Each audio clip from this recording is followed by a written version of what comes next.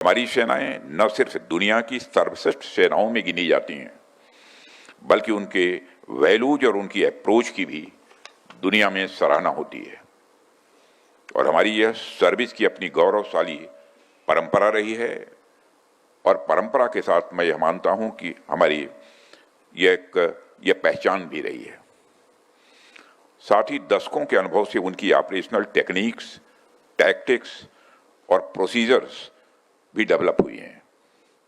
हमारी सेनाओं का यह जो अनुभव है वह देश की अलग अलग ज्योग्राफिकल कंडीशंस में हुए ऑपरेशंस और उसके लिए लगातार किए जा रहे प्रयासों से ही आया है।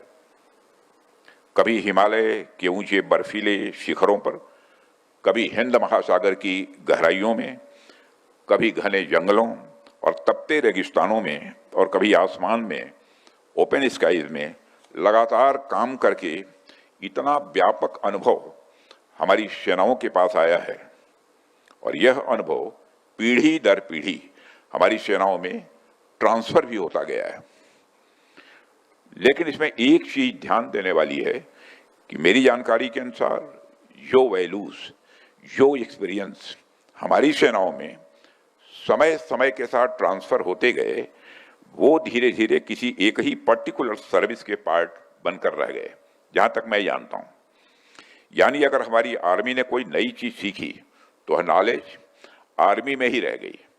अगर नेवी ने कोई चीज सीखी तो वह नॉलेज नेवी में ही रह गई। अगर एयरफोर्स ने कोई चीज सीखी तो यह नॉलेज एयरफोर्स में ही रह गई। कहने का मतलब है कि जिसने जो भी सीखा उसकी वह सीख, उसकी वह लर्निंग खुद तक ही सीमित रह गई। किसी दूसरी सेना के अंग को उस एक्सपीरियंस का उतना फायदा शायद नहीं मिला जितना कि मिल सकता था। अब जब हम आज की दुनिया पर नजर डालते हैं तो हमें इस बात को स्वीकार करना ही पड़ेगा कि आज दुनिया बहुत तेजी से बदल रही है। 21वीं सदी में सिक्योरिटी का स्वरूप काफी हद तक बदल चुका है। थ्रेट्स पहले से कहीं अधिक कॉम्प्लेक्स भी हो गए हैं।